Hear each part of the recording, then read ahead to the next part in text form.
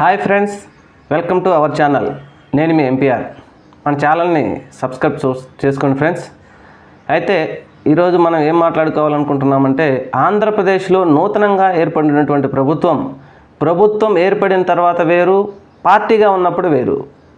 అలాగే ప్రభుత్వం ఏర్పడిన తర్వాత చాలా భరోసాతో ఆంధ్రప్రదేశ్ ప్రజలు గత ప్రభుత్వాన్ని వద్దనుకొని ఈ ప్రభుత్వం వాళ్ళని కోరుకోవడం జరిగింది. అలాగే ప్రభుత్వ అధికారులు కూడా గత ప్రభుత్వం వల్ల మాకేదో నష్టం జరుగుతుందని చెప్పేసి ప్రస్తుతం ఏర్పడినటువంటి ప్రభుత్వంకి అధికారం ఇచ్చారు.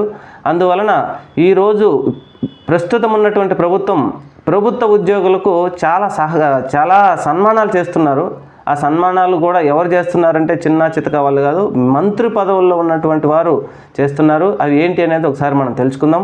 అలాగే మంత్రి అయినటువంటి అచ్చెన్నాయుడు, కింజవరపు అచ్చెన్నాయుడు గారు కార్యకర్తలతో సమావేశం ఏర్పరిచి ఆ కార్యకర్తల్లో జోష్ నింపుతూ, ఇన్ని రోజులు మీరు ఇబ్బందులు పడ్డారు, మీరు ఇక మీదట ఒక పసుపు బిళ్ళ తీసుకొని మీరు ఎండిఓ ఆఫీస్కి కానీ, ఎంఆర్ఓ ఆఫీస్కి కానీ, లేకపోతే కలెక్టర్ ఆఫీస్కి కానీ, ఎస్ఐలకు కానీ ఎక్కడికైనా వెళ్ళండి. ఆ పసుపు బిళ్ళ ఉంటే మీకు కుర్చీ వేసి కూర్చోబెట్టి టీ కాఫీలు ఇచ్చి మీ పనులు చేసి పెడతారు. అలాగ నేను నిర్ణయం తీసుకుంటాను. అలాగ చెయ్యని అధికారులు ఎవరైనా ఉంటే వాళ్ళు ఎక్కడికైనా వాళ్ళ పరిస్థితి ఏంటో నేను అంటాను అన్నట్టు ఆయన కింజవరపు అచ్చెన్నాయుడు గారు వ్యాఖ్యలు చేశారు.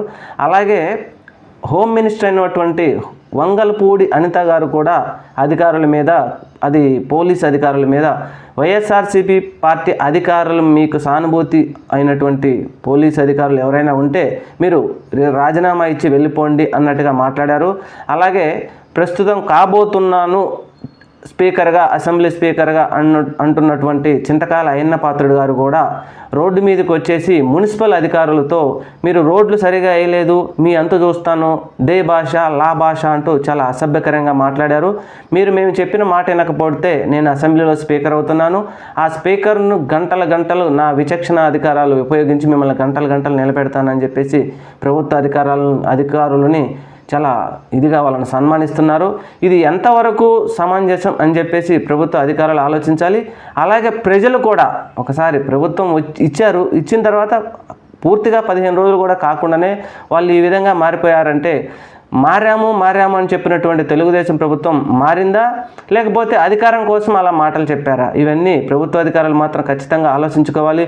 ఏదో ఒక నెలలో 1 రోజు 2 రోజుల్లో జీతం లేటుగా వచ్చిందనో, ఇంకొకటి వచ్చిందనో, లేకపోతే పేదవాడికి సహాయం చేస్తున్నారనో వైఎస్ జగన్మోహన్ రెడ్డి గారి ప్రభుత్వాన్ని తప్పించేసి ఈ ప్రభుత్వానికి అధికారం ఇచ్చారు. ఈ అధికారంలో ఈ 15 రోజుల్లోనే మీకు ఈ విధంగా సన్మానాలు జరుగుతుంటే రాబోయే 5 సంవత్సరాల్లో ప్రభుత్వ అధికారులకు కానీ, ప్రభుత్వ ఉద్యోగస్తులకు కానీ ఏ విధంగా సన్మానాలు ఉంటాయో అనేది మీరు ఒకసారి ఆలోచించుకోవాలి.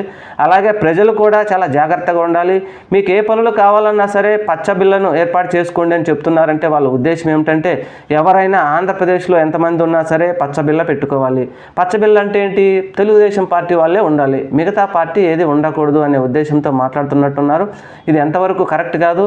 కొంచెం ప్రజలకి ఇచ్చిన హామీలు నెరవేర్చే దిశగా ప్రభుత్వం ఆలోచించాలి. కానీ అలా కాకుండా పేద ప్రజల మీదనో, లేకపోతే ప్రభుత్వ అధికారుల మీదనో, ప్రభుత్వ ఉద్యోగస్తుల మీదనో వాళ్ళ కోపం తీర్చుకోవాలనుకుంటే మాత్రం ఇది కరెక్ట్ కాదు. Thank you.